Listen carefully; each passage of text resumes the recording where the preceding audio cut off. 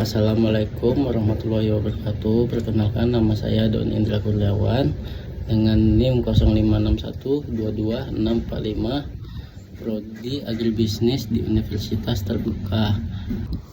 Baiklah, kali ini saya akan menjawab tugas dari mata kuliah penyuluhan pertanian. Yang pertama, konsep-konsep dalam pengertian penyuluhan pertanian. Beberapa konsep penting yang membentuk dasar pengertian penyuluhan pertanian.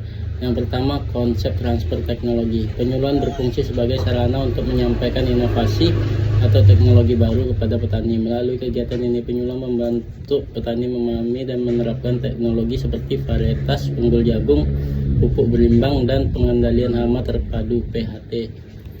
Yang kedua, pengertian pendidikan orang dewasa (andragogi). Dalam penyuluhan, petani diposisikan sebagai peserta didik orang dewasa yang memiliki pengalaman dan kearifan lokal. Penyuluhan dilakukan secara dialogis dengan pendekatan partisipatif agar petani mudah memahami dan mau mengadopsi inovasi. Yang ketiga, konsep pemberdayaan atau empowerment. Tujuan utama penyuluhan bukan hanya menyampaikan informasi, tetapi juga memberdayakan petani agar mandiri, mampu mengambil keputusan, dan mengelola usaha taninya secara berkelanjutan. 4. Konsep komunikasi perubahan perilaku. Penyuluhan merupakan proses komunikasi dua arah yang dirancang untuk mengubah sikap, pengetahuan, dan keterampilan petani agar tercipta perilaku baru yang lebih produktif dan berdaya saing. 5. Konsep partisipatif dan kelembagaan lokal. Penyuluhan dilakukan berdasarkan kebutuhan dan kondisi masyarakat. Petani terlibat aktif dalam perencanaan, pelaksanaan, dan evaluasi kegiatan penyuluhan, serta memperkuat kelembagaan lokal seperti kelompok tani dan gabungan kelompok tani. Jawaban yang kedua, mengapa disebut sasaran penyuluhan pertanian? Sasaran penyuluhan disebut demikian karena mereka menjadi objek utama dari kegiatan penyuluhan, yaitu pihak yang diharapkan mengalami perubahan perilaku, pengetahuan, dan keterampilan. Alasan utama disebut sasaran. Yang pertama, tujuan yang terarah. Setiap kegiatan penyuluhan memiliki target perubahan tertentu, misalnya peningkatan produktivitas jagung atau penerapan pertanian ramah lingkungan. Oleh karena itu, petani menjadi sasaran utama agar perubahan tersebut dapat terwujud.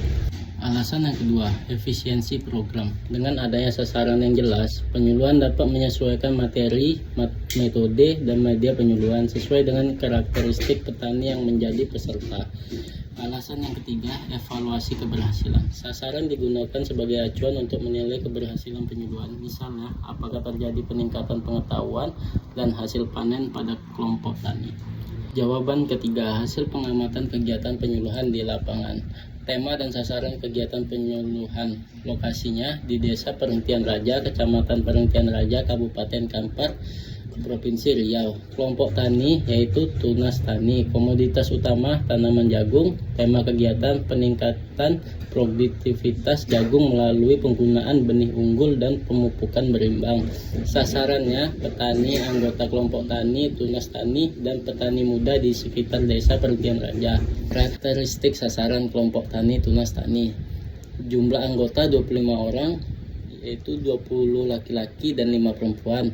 Rata-rata usia 30-55 tahun, usia produktif.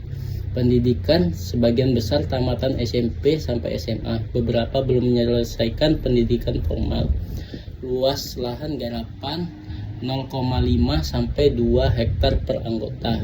Pengalaman bertani rata-rata lebih dari 10 tahun. Motivasinya ingin meningkatkan hasil panen dan pendapatan melalui penggunaan benih unggul dan teknik pemupukan modern. Kendalanya modal terbatas, fluktuasi harga jagung, dan cuaca yang tidak menentu. Hubungan sosial, solidaritas tinggi antar anggota, aktif dalam gotong royong dan kegiatan desa. Deskripsi kelompok tani dan organisasinya. Nama kelompok tani yaitu Tunas Tani. Alamat Desa Perhentian Raja, Kecamatan Perhentian Raja, Kabupaten Kampar, Provinsi Riau.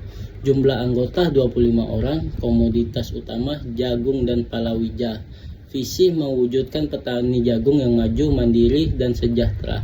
Misi yang pertama meningkatkan hasil produksi jagung melalui penerapan teknologi tepat guna. Yang kedua, mengembangkan sistem agribisnis jagung yang berkelanjutan. Yang ketiga, menguatkan kelembagaan kelompok tani agar mandiri dan profesional. Struktur organisasi: Ketua Bapak Suroto, Wakil Ketua Ibu Rini Andayani, Sekretaris Bapak Rudi Hartono, Bendahara Ibu Wati, Koordinator Produksi Bapak Joko Santoso, Koordinator Pemasaran Bapak Doni Setiawan, anggota 25 orang. Tugas dan tanggung jawab unsur organisasi: Ketua mengkoordinasikan seluruh kegiatan kelompok, menjalin hubungan dengan penyuluh dan pemerintah. Sekretaris mencatat notulen, administrasi kegiatan, dan laporan bulanan. Bendahara mengelola keuangan dan iuran anggota. Koordinator produksi mengatur jadwal tanam, demplot, serta kegiatan pelatihan teknik budidaya. Koordinator pemasaran mengatur penjualan hasil panen secara kolektif.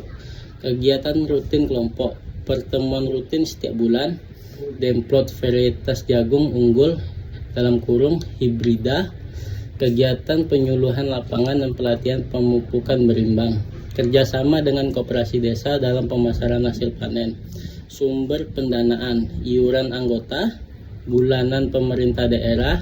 Kegiatan rutin kelompok: pertemuan rutin setiap bulan, demplot varietas jagung unggul atau hibrida, kegiatan penyuluhan lapangan dan pelatihan pemupukan berimbang, kerjasama dengan koperasi desa dalam pemasaran hasil panen. Sumber pendanaan: iuran anggota, bantuan pemerintah daerah, hasil usaha kelompok, atau penjualan jagung secara kolektif. Sumber referensi: yang pertama dari BMP STAG 4111 Penyuluhan Pertanian Universitas Terbuka. Yang kedua, Mardikanto, T 2010 Penyuluhan Pembangunan Pertanian Surakarta UNS Press. Yang ketiga, FAU 2011 Agricultural Extension and Advisory Service Sustainability and Rural Development. Yang keempat, Hubeiss A.V.S 2017 Pemberdayaan Masyarakat Petani dan Penyuluhan Pertanian Bogor, IPB Press.